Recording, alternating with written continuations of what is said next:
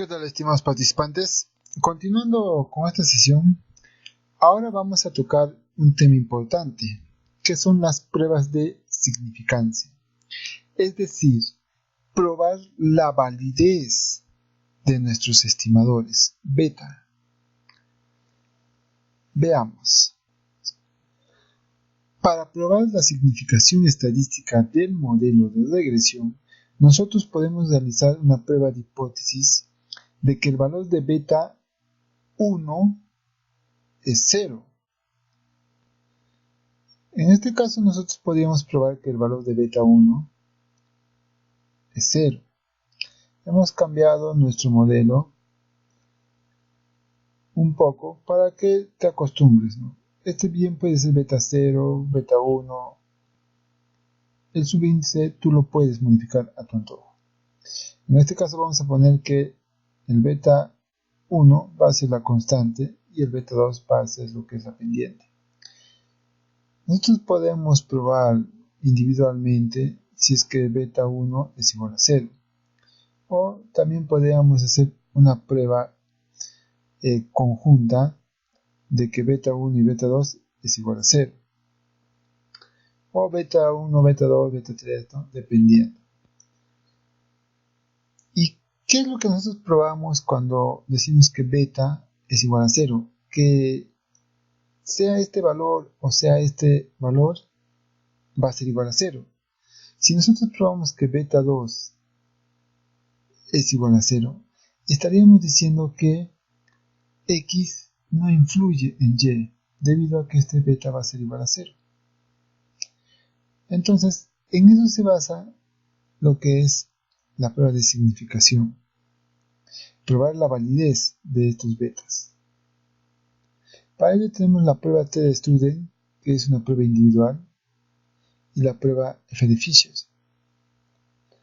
Prueba individual debido a que va a contrastar individualmente cada beta. Puede ser un contraste para beta 1, otro para beta 2, otro para beta 3, otro para beta 4, etc.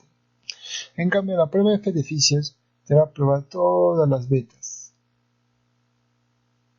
Que beta 2 más beta es igual a beta 3, es igual a beta 4, es igual a beta 5 y eso es igual a 0. En eso se basa. Ambas pruebas, la T y la F, requieren un estimador de lo que es la varianza del error en el modelo de regresión. Vamos a iniciar con lo que es la prueba T de Student. La hipótesis nula es de que beta I, o sea beta 1 o beta 2, es igual a 0. Y nosotros rechazamos la hipótesis nula si es que el valor absoluto del T calculado es mayor al T con alfa medios de una tabla T de Student. Y como en este caso nosotros no tenemos la tabla, lo que vamos a hacer es contrastarlo con que el p-value o el valor p sea menor al 0.05, es decir, menor al 5%.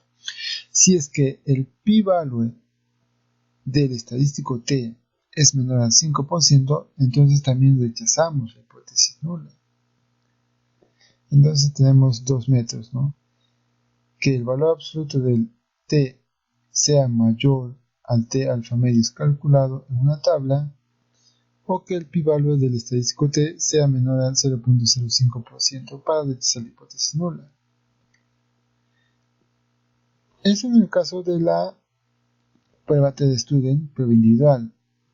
En este caso, la prueba F de Fisher es una prueba conjunta y se basa en la suma de cuadrados.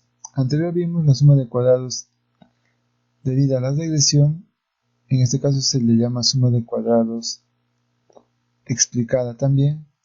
Y también vimos lo que es la suma de cuadrados debido a los residuos o a los errores en el caso anterior. Y estas serían sus fórmulas. También debemos tener en cuenta lo que son sus ponderadores. En este caso son los grados de libertad. Entonces, ¿cómo hallamos el f o f calculado? Este f calculado se tiene que contrastar con un f hallado en una tabla. Si es que este f calculado es mayor al f de esa tabla, entonces rechazamos la hipótesis nula de que beta 2, beta 3, beta 4, beta 5 es igual a 0. En este caso, como es una regresión simple, solo tenemos beta 2. Entonces, es la suma de cuadrados ponderada de la suma de cuadrados explicada dividida entre la suma de cuadrados ponderada de la suma de los cuadrados de los residuos. Entonces, vendría a ser esto multiplicado por esto dividido entre esto multiplicado por esto. O sea, esto entre esto. Y la razón f constituye una prueba de hipótesis nula. En este caso, podríamos probar que beta 2 es igual a 0. Es decir, el verdadero valor de beta 2 es igual a 0. Si beta 2 es en realidad 0, la variable explicativa x no tiene influencia lineal alguna sobre y, y toda variación de y se explica con las perturbaciones aleatorias e sub i. Solo se debe calcular la razón f y compararla con el valor crítico f obtenido de las tablas f en el nivel de significancia seleccionado, u obtener el valor p del estadístico f calculado. En este caso, al igual que en la prueba T, si nosotros encontramos un p-value menor al 5% del estadístico f calculado, rechazamos la hipótesis nula. Veamos un ejemplo en SPSS. Bien, anteriormente ya habíamos calculado lo que era la tabla f y lo que era la tabla de coeficientes. Sin embargo, lo vamos a hacer de nuevo y nos vamos a analizar. Luego nos vamos a lo que es regresión. Luego a lineales. Ya teníamos nuestras variables seleccionadas, la variable dependiente y la variable independiente. Y nos habíamos ido a estadísticos. En estadísticos lo que vamos a dejar es los dos checks de estimaciones y de ajustes de modelo. Y le damos a continuar, luego a aceptar.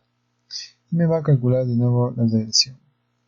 En este caso solamente le voy a dar atención a lo que es la tabla ANOVA.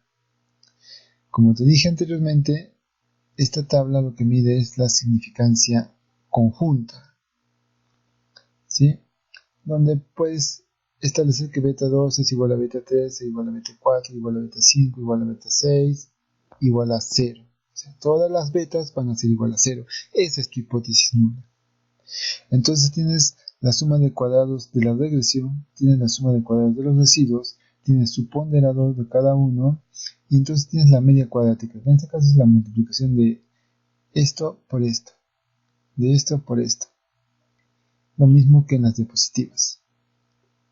Entonces, en este caso, esto es de acuerdo a las diapositivas, se llamaría suma de cuadrados ponderada de la suma de cuadrados de la regresión dividido entre la suma de cuadrados ponderada de la suma de cuadrados de los residuos.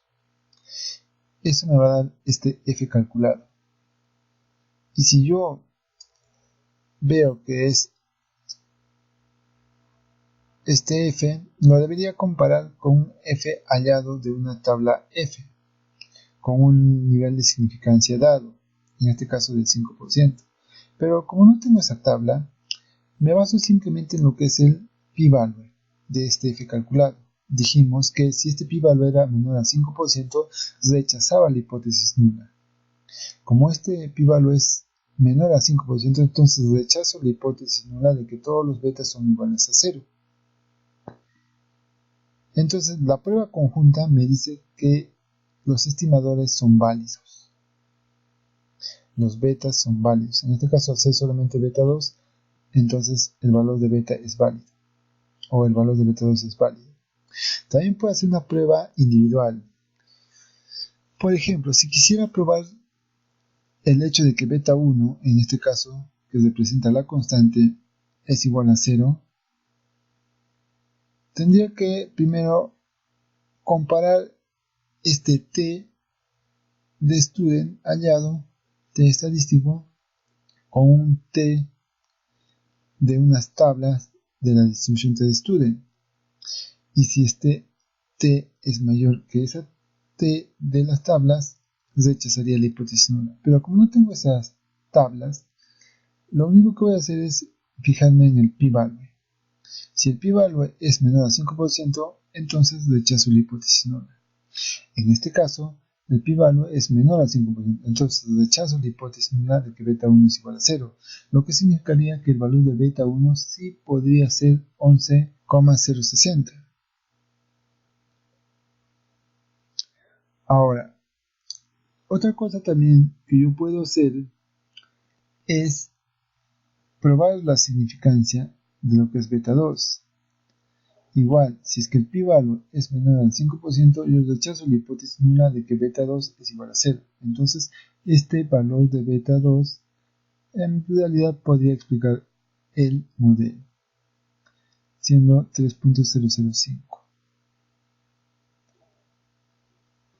Entonces, como vemos, la prueba individual y la prueba conjunta me dicen que estos estimadores beta de mi modelo son significativos, es decir, que son válidos estadísticamente.